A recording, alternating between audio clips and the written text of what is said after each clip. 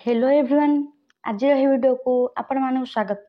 तो पिलाने आपण मानकर एग्जाम स्टार्ट बर्तन हूँ 27 तारिख रु।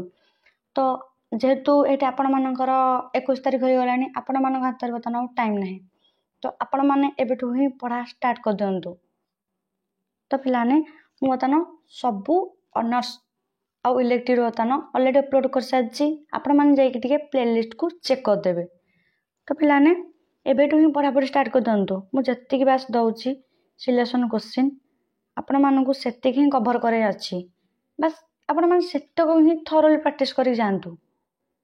आपण मानक भल ग्रेड रहा ग्यारंटी बस से थरोली प्रैक्टिस कर एग्जाम पूर्व मुझे वीडियो पकेबी सब सेटक देखी जबार अच्छी आउ वीडियो केमी कौन लिख ये वीडियो में कहबी आपण से स्टाइल माने सेटा स्टाइल को फॉलो करके आपण मैंने से अनुसार लिखे आपण मान भल मार्क स्कोर करेंगे।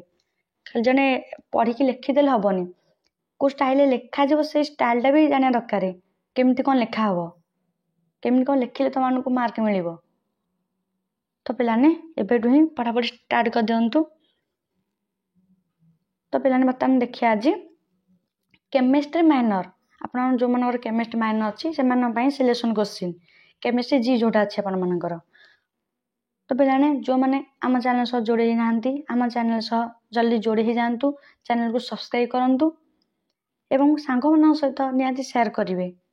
आउ ए पीडीएफ फेरिया पाइबापी आपण मैंने टेलीग्राम चैनल जॉइन हो जातु जो आपण मानक सबू इनफॉरमेशन से ही दिज्व। तो पिलाने आगु मुझे अपलोड करी तो सेटार एनईपी 2020 सिलेबस सह टिके सीबीसीएस सिलेबस टिके मिसिकी थिला जो सिलेक्शन तक देती।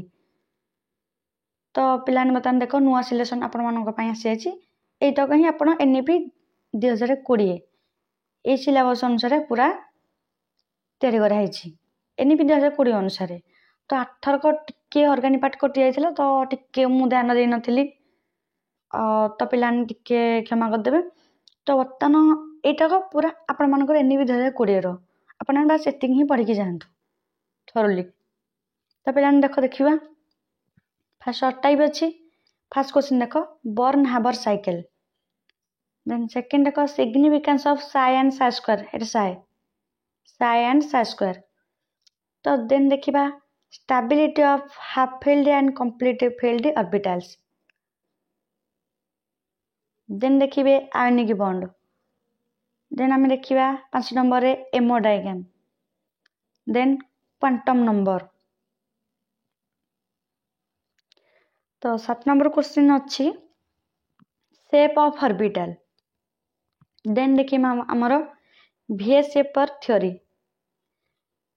Then 9 number solvation energy. Then देखिए आम 10 number covalent bond.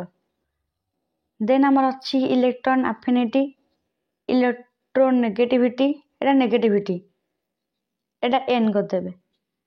Then Schrodinger equation for hydrogen atom. Then आम देखा मेटालिक बॉन्ड। देन अच्छी de Broglie's equation. Then Heisenberg uncertainty principle. Then 70 देखा हाइब्रिडाइजेशन आप सर्ट टाइप क्वेश्चन। देन एक bonding and anti bonding MO ये सब important question आप। Then 19 आप कौन आयोनाइजेशन एनर्जी। तो देख सर्ट क्वेश्चन आपटा रोचे 20टा 19टा मैंने 20 पाखापाखि रोचे। तो आप यही भलसे प्राक्ट कर आप सर्ट क्वेश्चन हो। देन आम जा लंग टाइप को देख लंग टाइप कौन देती discuss the variety of types quantum numbers in an atom.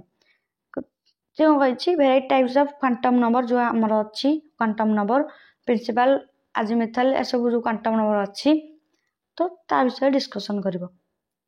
Same question VSEPR theory and its application एटा गोटे लंग question. State and explain Bohr's atomic model and limitation of his model. Then देखा देख पिलाने 4 number कौन देती de Broglie's relation between lambda and P देती Heisenberg uncertainty principle. Important रहा discuss Fajans rule and its application then देखिया then आपण मन explain different types of radius then देखिबा draw the MO diagram of O2 and F2 and write their bond order and magnetic properties तो देख पिलाने आपण मन एक मार्क रे से बॉन्ड ऑर्डर भी गोटे पचार दे पारे आपण मन भल से देखि देबे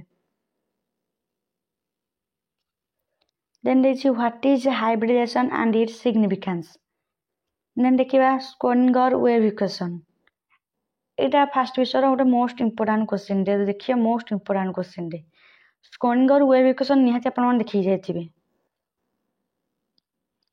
तो पहला देखो state and explain Born Haber cycle and its application जो दिया है बाछी है आपन को इंपोर्टेंट क्वेश्चन दिया है आपण माने एत ही प्रैक्टिस करी जानतु इतर आपण माने क्वेश्चन आसी जीवो देन हमें देखिया the what is Aufbau principle and write its आपण माने कोन देछि ना राइट इट्स लिमिटेशन आपण मानक से जो क्वांटम नंबर चार्टा प्रिंसिपल देछि आपण माने ताको ही टिके थोरली प्रैक्टिस करी जानतु से इंपोर्टेंट अच्छी आउ तो जो आपण मन इंपोर्टेंट दिहला लॉन्ग क्वेश्चन आपण मन कट्टा दिया है 11टा शॉर्ट क्वेश्चन आपण मन को 19टा आपण माने एइथो क्वेश्चन को अच्छे आपण मन को थोरली प्रैक्टिस करके जिबार अछि आपण घरे फर्स्ट क्वेश्चन तो लिखि देबे लिखि सारी तार आंसर आपण मन को जदी लिखियो पड़िबो जदी लिखि देबे नहले स्क्रीनशॉट मारिकी ताको फोटो उठेकी नहले पीडीएफ करी गोटे जगह रखि देबे आंसर दवा खाली आंसर दवा रखि देबे तापरे ताको फॉलो करी